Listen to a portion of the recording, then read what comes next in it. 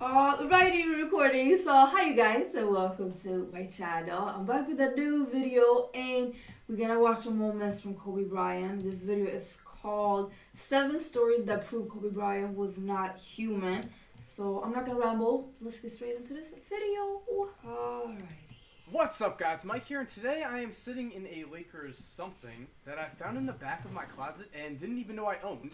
Because we are, of course, talking about Kobe. In this video, we're going to be talking about Kobe's insane work ethic. The fact that he somehow only sleeps 4 hours a night. And there's a pretty convincing argument, you can decide for yourself, that Kobe's 81-point game is actually better than Wilt's 100-point game. So enough about me, let's jump into the video. Number 7. A high school prodigy. By the time Kobe was a senior, he already knew what the next step in his career would be. R.I.P. His Kobe. next step would be to go to the prom with Bryant, and then go to the NBA. In preparation for the NBA, Kobe began to take his practice routine to the next level, ending each practice with a game of 1-on-1 to 100 against junior Rob Schwartz. These weren't fun after practice workouts, they were another way for Kobe to prove his dominance. He would annihilate Schwartz, running the score up as much as he possibly could. Schwartz claims that the best he ever did was lose 100-12. No way! Getting dunked on was like a regular thing for me. When Kobe heard this, he made sure to set the record straight, saying that Schwartz never broke into double digits, that the most he ever scored was 5.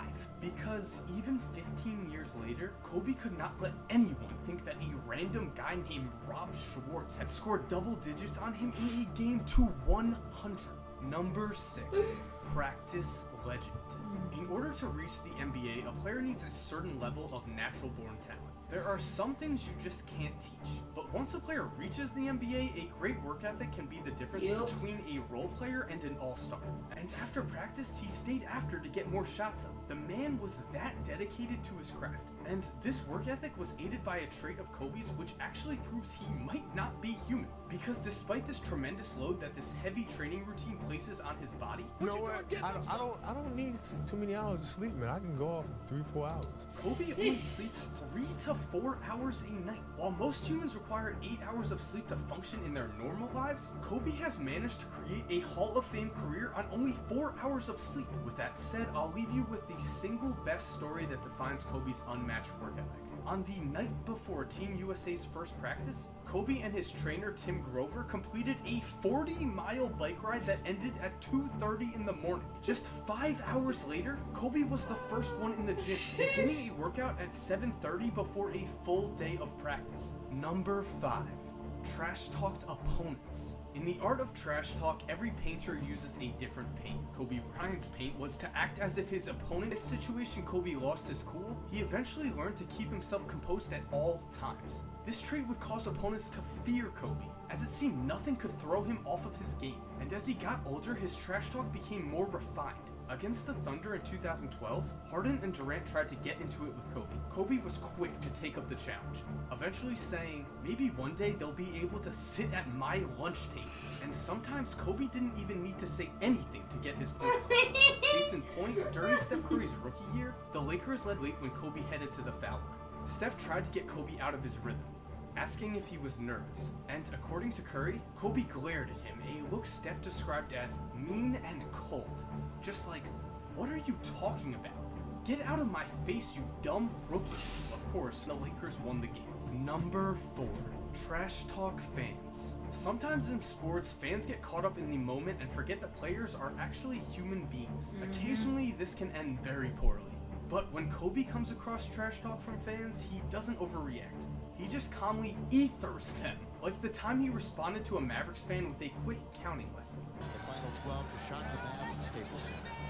Don't miss this episode of Timeless Nick. Now, trash-talking fans is great, but trash-talking celebrities is even better. In a game of 1-on-1 against Bow Wow, Kobe greeted the rapper by saying, Shit, a lot different swimming with Great White than it is seeing them motherfuckers on the Discovery Channel. He then gave Bow Wow 10 points and it came to 11, still winning and asking the question, Hey, I thought Muggsy Bogues retired and shit. Though the best trash talk comes when a player says something and then backs it up, which is something Kobe was quick to do with Jamie Foxx. After Fox left a radio show in 2009 in which he badmouthed the Lakers, Kobe... He asked me who was my team.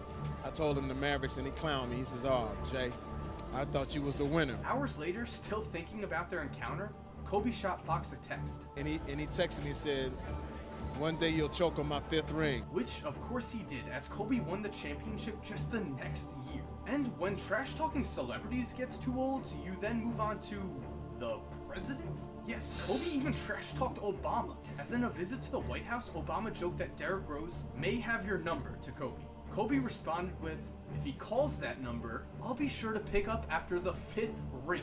Number 3, king of one-on-one. According to Kobe, he's beaten a lot of guys in one-on-one. This list includes Reggie Miller, I'm pretty good at one-on-one. Bryant Hill, Caron Butler. But the real question is, who has beaten Kobe in one-on-one? And according to him, the answer is... Who beat you in one-on-one if it ever happened? Which makes sense, because Kobe's playstyle was that of a one-on-one player. He had countless moves in his arsenal, and at 6'6", he could guard virtually any player. But the one trait that really set Kobe apart in one-on-one was his need to destroy other players to prove he was the alpha male, like the time he got into it with J.R. Ryder. Ryder had averaged 19 points per game in the previous season, and was a solid role player for the Lakers. But when he tried to trash talk Kobe, Bryant had no mercy. Phil Jackson actually ended practice right there, so Kobe could take on Ryder in front of the whole team. Doesn't he look a little bit like Ray J? And according to Ron Harper, Kobe destroyed him. Guys were waving white towels, yelling, "Stop the beatdown, please! Please, stop!" And while Ryder was good, he wasn't an NBA star, so this beatdown was expected. However, Tracy McGrady was an NBA star, as well as 2 inches taller than Kobe. But when they played in one-on-one, the result was the same. As Kobe said, I cooked him, roasted him. Wasn't even close. The 2 stars played 3 games of one-on-one when Kobe was 20, with Bryant winning all 3. In one of the games, Kobe embarrassed McGrady with an 11-2 win. And after the 3rd matchup, McGrady left the court claiming he had back spasms. Number 2, embrace the Jordan comparison. At the time of his retirement, Michael Jordan was considered the greatest player of all time. And like with all great players, the media was quick to find an heir to Michael Jordan's throne. Every time a young perimeter player showed flashes of greatness, he was instantly compared to Jordan. Grant Hill, Vince Carter, Tracy McGrady. These are just some of the names of players who were compared to Jordan. And while these men had great careers, they could never quite match Jordan's achievements. But Kobe did. Almost. Sure, the consensus is that Jordan's career was better than Kobe's. That Jordan as a player was better than Kobe. But that doesn't matter. What does matter is that we can speak about both in the same sentence and have a legitimate argument, because Kobe is the closest thing to Michael Jordan we have ever seen so far, which in itself is a huge accomplishment. From day 1 of his career, Kobe heard it time and time again. He wasn't as good as Jordan. He would never approach Jordan's greatness. Some players may have shied away from these comparisons, but Kobe greeted them with open arms. Early on, he told Gary Payton, I'm going to be the #1 scorer for the Lakers. I'm going to win 5 or 6 championships, and I'm going to be the best player in the game.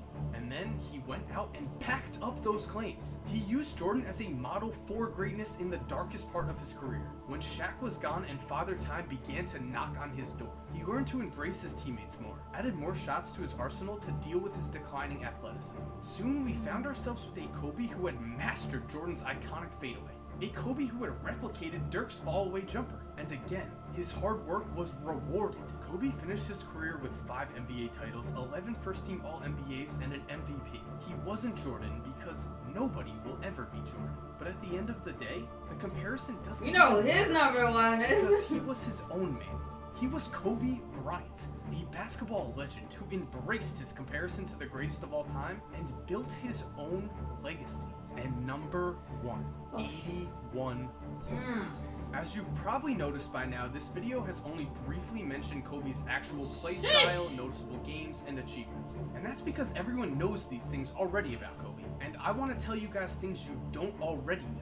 But with that said, I can't make a video on Kobe without mentioning his 81-point game. Because on January 22nd, 2006, Kobe Bryant scored the most points by a perimeter player in the history of the National Basketball Association, finishing 2nd behind Wilt all time. But here's the thing, Kobe's 81 points may have been an even greater achievement than Wilt's 100 points. It sounds crazy, but bear with me. Now let's look at the actual games both players had. We have to remember, the pace of games was drastically different in Wilt's era than it was in Kobe's. When Wilt played, teams averaged a lot more possessions, which of course meant more shots. If you want to learn more about this, I made a video on it. In Wilt's 100-point game, he attempted a staggering 63 shots and took 32 free throws. To put that amount of shots into perspective, the highest amount of field goal attempts in a game since 1984 was 50, which was 13 less shots than Wilt. In Kobe's 81-point game, he took only 46 shots from the field and attempted 20 free throws, which means he took 17 less shots than Wilt and 12 less free throws. Now, if we adjusted Kobe's attempts in his 81-point game to the fast-paced era in which Wilt played, Kobe would finish with 65 shots from the field,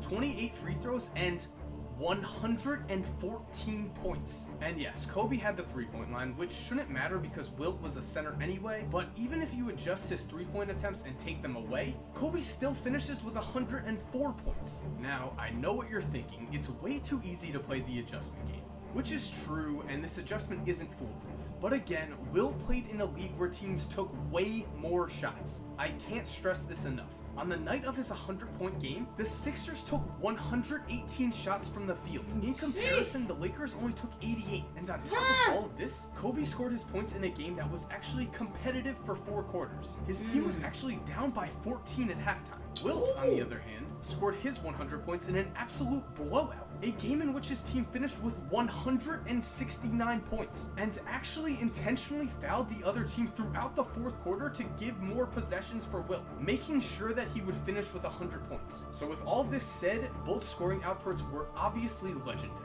but the argument can certainly be made that Kobe's was more impressive. And so thank you guys for watching. I hope you enjoyed the video. Kobe is honestly one of the most incredible human beings on the planet. And yes, I admit he is a human being. I know I got a lot of comments on this before, but when I'm saying he's not human, I'm just saying he's an incredible specimen. I mean, we get that. Jeez.